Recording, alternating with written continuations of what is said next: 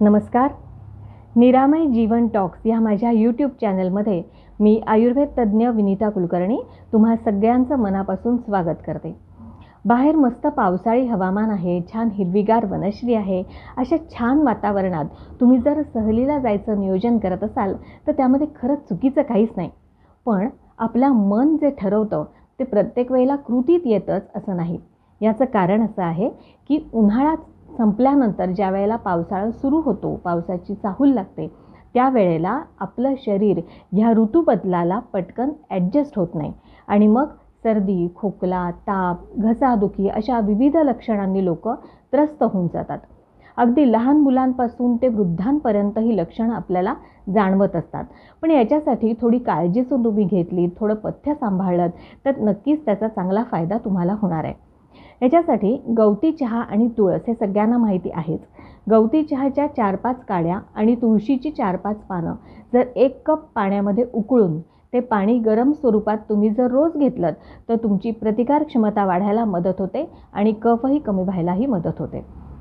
काही जणांना खूप सर्दीचा त्रास असतो किंवा घसा दुखतो. अशा वेळेला सीतोपलादी चूर्ण आणि पिंपळी पावडर. सीतोपलादी चूर्ण हे सगळ्यांना माहिती आहे, ते मेडिकल स्टोअरमध्ये उपलब्ध पण असतं. अर्धा चमचा सीतोपलादी चूर्ण आणि पाव चमचा पिंपळी पावडर जर मधाबरोबर चाटण तुम्ही घेतलं दिवसातून 2-3 वेळेला तर त्याचा चांगला फायदा कफ कमी करण्यासाठी होतो.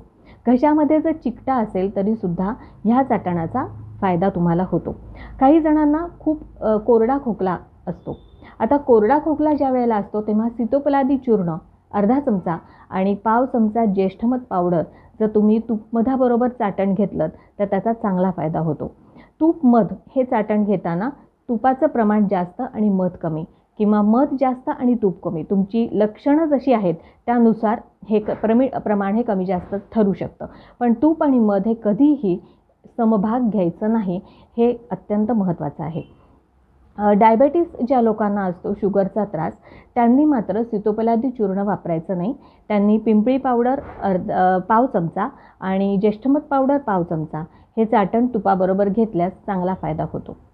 काही जणांना सर्दी पटकन बाहेर पडत नाही. त्यामुळे होतं काय, डोकं खूप जड होतं किंवा डोकं दुखतं, डोळे दुखतात, कानशिलं दुखतात, हा सगळा भाग तुमचा दुखायला लागतो, सायनसेसचा भाग दुखायला लागतो. तर हे करताना अशी त्रास ज्या वेळेला तुम्हाला असतो ना त्यावेळेला डोकं शेकायचा प्रयत्न करायचा. म्हणजे तवावरती कापड गरम करायचं आणि कपाळ, हे कान, हा सगळा भाग शेकायचा. त्यामुळे ती सर्दी मोकळी व्हायला खूप चांगला फायदा होतो. दुसरं असं की वाफ घेणं अत्यंत महत्त्वाचं आहे.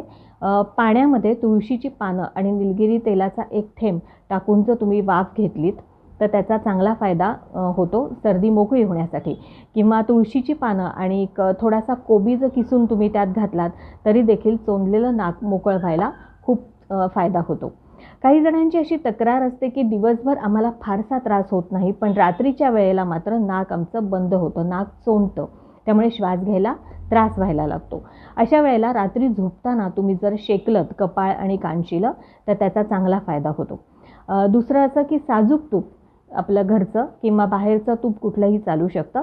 1-1 थेंब जर तुम्ही नाकामध्ये ड्रॉप घातलेत तर रात्रीचं तुमचं नाक जर बंद होत असेल तर ते बंद होणार नाही, त्याचा चांगला फायदा तुम्हाला होऊ शकतो.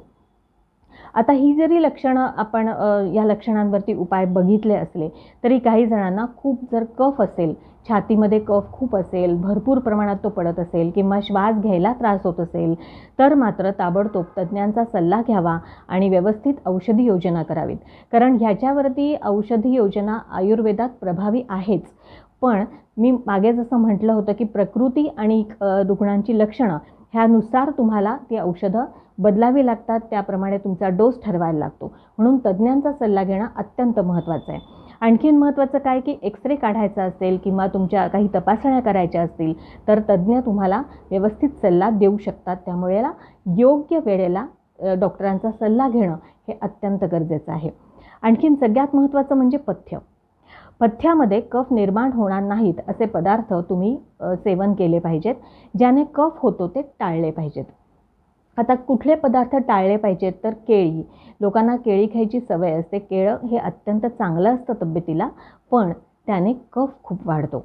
त्यामुळे केळी कमीत कमी प्रमाणात खाल्ली पाहिजेत आणि सर्दी असताना तर ती पूर्णपणे टाळली पाहिजेत. दही, आंबट ताक, दह्यातल्या कोशिंबिरी या गोष्टी तुम्ही टाळायला हव्यात. थिक कॉफी किंवा कोल्ड कॉफी मुलांना घ्यायची सवय असते, तर हे पण तुम्ही टाळायला पाहिजे, कारण त्याच्यातला जो गारवा असतो तो तुम्हाला त्रासदायक असतो. फुटाणे जर तुम्ही खाल्लेत, चणे जे बाहेर मिळतात, तर त्याने तुमचा सर्दीचा त्रास पण कमी व्हायला खूप चांगला फायदा होतो. घशातला चिकटा कमी व्हायला मदत होतो. फक्त लक्षात हे ठेवायचं की 4-5 फुटाणे तुम्ही ज्या वेळेला खाल तेव्हा त्याच्यावरती पाणी अजिबात प्यायचं नाही. हे त्याचं महत्त्वाचं पथ्य आहे. तर अशी सगळी छान पथ्य जर तुम्ही पाळलीत, छान रोज प्राणायाम केलात, योगासनं केलीत, छान पायी फिरायला गेलात, तर तुमची प्रतिकार क्षमता नक्की वाढणार आहे. आणि योग्य वेळेला योग्य डॉक्टरांना तुमची तब्येत दाखवा, छान व्यायाम करा, पथ्य सांभाळा आणि स्वस्थ राहा. माझा हा व्हिडिओ जर तुम्हाला आवडला असेल तर नक्की सबस्क्राईब करा, लाईक करा आणि शेअर करा. धन्यवाद.